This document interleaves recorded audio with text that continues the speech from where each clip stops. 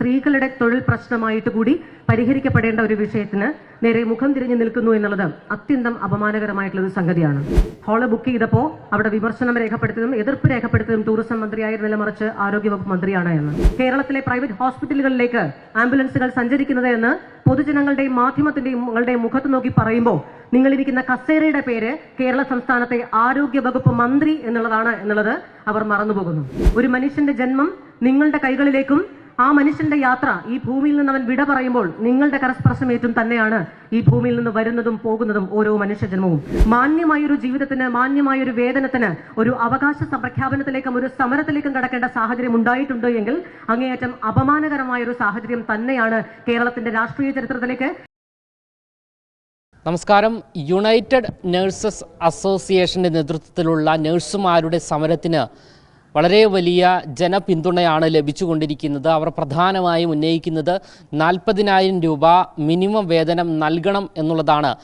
അധികാരികൾ ആദ്യം പറഞ്ഞത് ഇവരുടെ വേതനം പുനർനിശ്ചയിക്കും എന്നുള്ളതാണ്. എന്നാൽ ആ ഒരു തീരുമാനം നമ്മുടെ സംസ്ഥാന സർക്കാരോ അധികാരികളോ ഒന്നും തന്നെ എടുത്തില്ല എന്നുള്ളതാണ് യാഥാർത്ഥ്യം.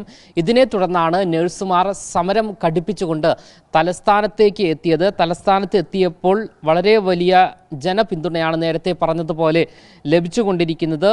ഇപ്പോൾ ഈ ഒരു നഴ്സുമാരുടെ സമര പരിപാടിയിൽ കോൺഗ്രസ് നേതാവായ ശ്രീനാദേവി കുഞ്ഞമ്മ സംസാരിക്കുകയാണ്.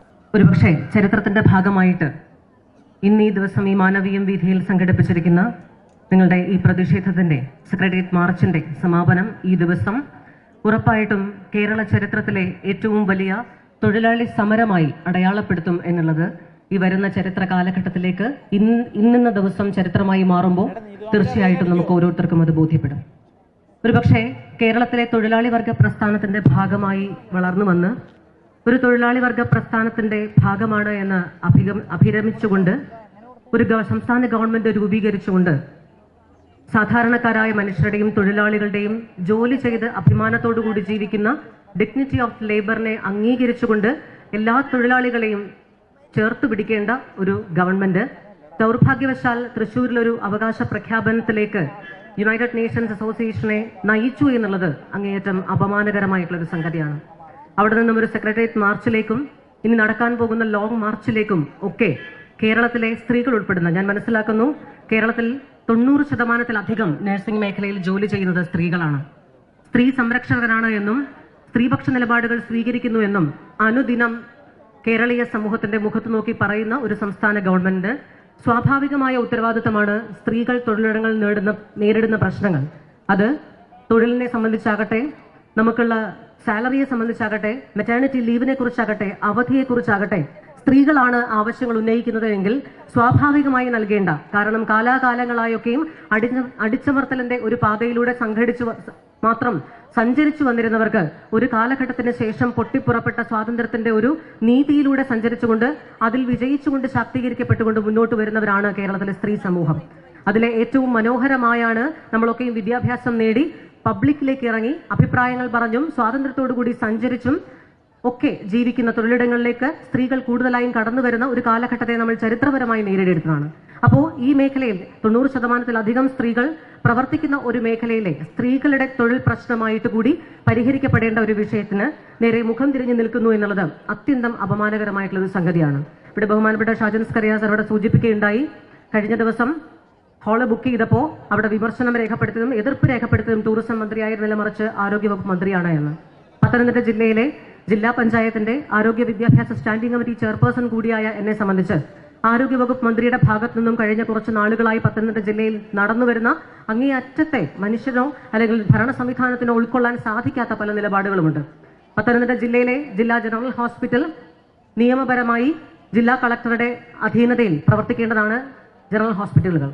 എന്നാൽ അവിടുത്തെ സ്വന്തം പാർട്ടിയിലെ തന്നെയുള്ള ചെയർമാനോടുള്ള ഒരു അഭിപ്രായ വ്യത്യാസത്തിന്റെ പേരിലും മറ്റു പല രാഷ്ട്രീയപരമായ കാരണങ്ങളുടെ പേരിലും ആ ജില്ലാ ഹോസ്പിറ്റലിന്റെ ചുമതല മുനിസിപ്പാലിറ്റിയിൽ നിന്ന് ജില്ലാ പഞ്ചായത്തിലേക്ക് കൈമാറി എന്നുള്ളത് കേവലം വ്യക്തിപരമായ ഒരു തീരുമാനമായിരുന്നു.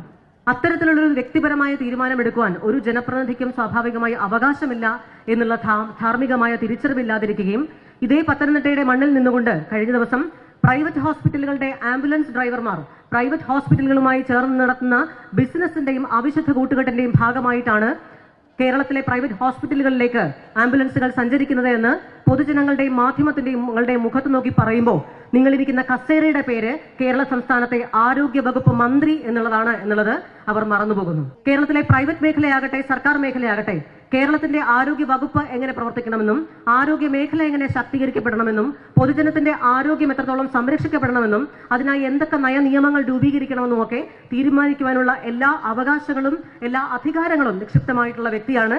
നിസ്സഹായതയുടെ മേലങ്കി അണിഞ്ഞുകൊണ്ട് എല്ലാ പ്രൈവറ്റ് ഹോസ്പിറ്റലുകളുടെയും മാഫിയയ്ക്ക് ചൂട്ടുപിടിച്ചുകൊണ്ട് അവർക്ക് വേണ്ടി മാത്രം വെളിച്ചം പകർന്നുകൊണ്ട് അത്തരത്തിലുള്ള ഒരു അഭിപ്രായം പറയുന്ന സാഹചര്യം പത്തനംതിട്ടയുടെ മണ്ണിൽ നിന്നുകൊണ്ട് പറയുന്ന സാഹചര്യം ഉണ്ടായിരുന്നു. അത്തരത്തിൽ നമുക്ക് ഒരുപക്ഷെ ദൗർഭാഗ്യവശാൽ ഒരു നേതാവ് കെടുകാര്യസ്ഥതയുള്ള വ്യക്തിയായാൽ, ഒരു നേതാവാകാൻ യോഗ്യതയില്ലാത്ത വ്യക്തിയായാൽ സ്വാഭാവികമാണ് അവിടെ അപജയം ഉണ്ടാകുമെന്നുള്ളത്. അത്തരം അപജയങ്ങളിലൂടെ സഞ്ചരിക്കേണ്ടി വരുമ്പോൾ പ്രിയപ്പെട്ടവരായിട്ടുള്ള ഈ തൂവള്ളക്കടലിന് എന്റെ മുൻപിലേക്കും എന്റെ പിന്നിലേക്കും ഈ ഇരുട്ടിലും തിളങ്ങുന്ന തൂവള്ളക്കടലായി നിങ്ങളൊക്കെയും ഇവിടെ സമ്മേളിച്ചിട്ടുണ്ട് എങ്കിൽ ഈ സമൂഹത്തിലെ ഒരുപക്ഷെ ജനിച്ചു വീഴുന്ന ദിവസം മുതൽ നിങ്ങളുടെ കൈകളിലേക്ക് ജനിച്ചു വീഴുന്നവരാണ് കുട്ടികൾ. ഒരു മനുഷ്യന്റെ ജന്മം നിങ്ങളുടെ കൈകളിലേക്കും ആ മനുഷ്യന്റെ യാത്ര ഈ ഭൂമിയിൽ നിന്ന് അവൻ വിട പറയുമ്പോൾ നിങ്ങളുടെ കരസ്പർശമേറ്റും തന്നെയാണ് ഈ ഭൂമിയിൽ നിന്ന് വരുന്നതും പോകുന്നതും ഓരോ മനുഷ്യജന്മവും. അതുകൊണ്ട് നമ്മുടെ ONV കുറുപ്പ് സാർ പറഞ്ഞ കവിത ഭൂമിക്കൊരു ചരമഗീതം എന്ന കവിതയിലെ വരികളുണ്ട്. നീ എന്റെ രസനയിൽ വയമ്പും നറുതേനുമായി വന്നൊരാദ്യാനുഭൂതി, നീ എന്റെ തിരികിടും നേരത്ത് തീർത്ഥഗണമായി അലിയും അന്ത്യാനുഭൂതി എന്ന്.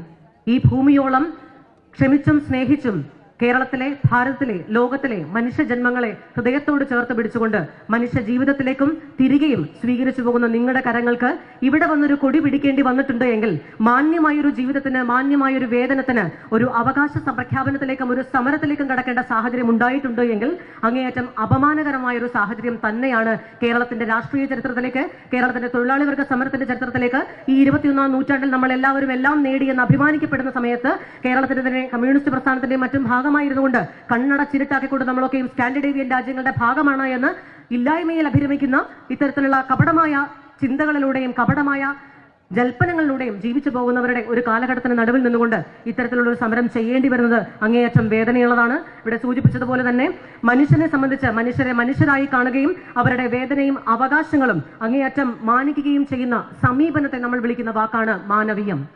ഇത്രയധികം ഇടങ്ങളിൽ വെച്ച ഈ സമാപന സമ്മേളനത്തിലേക്ക് കടക്കുവാൻ ഇത്രയധികം വേദികൾ നോക്കിയിട്ടും നടക്കാതെ ഒടുവിൽ ഈ മാനവീയം വീതിയിൽ തന്നെ ഇത് എത്തിച്ചേർന്നിട്ടുണ്ട് എങ്കിൽ ഇവിടെ പറഞ്ഞതുപോലെ തന്നെ ആ കാലത്തിന്റെ നിയോഗത്തിലേക്ക്, മനുഷ്യത്വപരമായ ഒരു തീരുമാനത്തിലേക്ക് ഉറപ്പായിട്ടും വരുന്ന ഗവൺമെന്റ് ഭാഗത്ത് നിന്ന് ഈ പറയുന്ന സമരത്തിന് വേണ്ട എല്ലാവിധമായ അനുകൂലമായ സത്യസന്ധമായ മാനുഷികപരമായ നിലപാട് സ്വീകരിക്കപ്പെടുമെന്നുള്ള ഉറപ്പ് എനിക്കും ഈ ഗവൺമെന്റ്, വരുന്ന ഗവൺമെന്റ് അല്ലെങ്കിൽ മുന്നണിയുടെ ഭാഗമായി പ്രവർത്തിക്കുന്നു എന്നുള്ളത് കൊണ്ട് തന്നെ ഉണ്ട്.